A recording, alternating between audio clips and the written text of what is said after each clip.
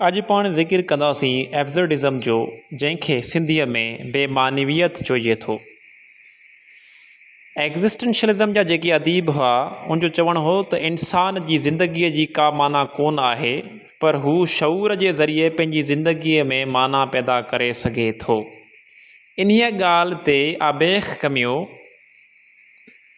उन्हनि अदीबनि सां इख़्तिलाफ़ कंदे चयो त इंसान जूं उहे सभु कोशिशूं नाकाम थियनि थियूं जॾहिं हू हिन काइनात में माना जी तलाश करे थो, छो त हिन काइनात में का मानवियत आहे ई कान।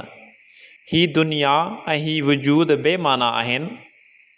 आबेख मानवियत जे राकाज़ खे मुंहुं ॾियण लाइ द मिथ ऑफ सिसिपस में 3 तरीक़ा ॿुधाए थो।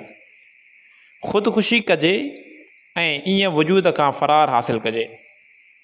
मज़हबी अक़ीदे में पनाह वठिजे, छो त मज़हबी अक़ीदे सां माण्हू ॿी दुनिया जी जन्नत जा ख़्वाब ॾिसे थो, जेका अक़ली जहान खां मथानी आहे।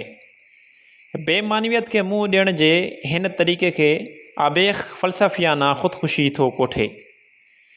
बेमानवियत खे जीअं जो तीअं क़बूल कजे ऐं उन बेमानवियत जे बावजूदु ज़िंदगी गुज़ारिजे। ॿी महाभारी जंग में माण्हू बेसबब जंग जो ख़ाज थींदा रहिया। माण्हुनि ज़िंदगीअ खे वॾे पैमाने ते बेआबरू ऐं बेमाना थींदे ॾिठो।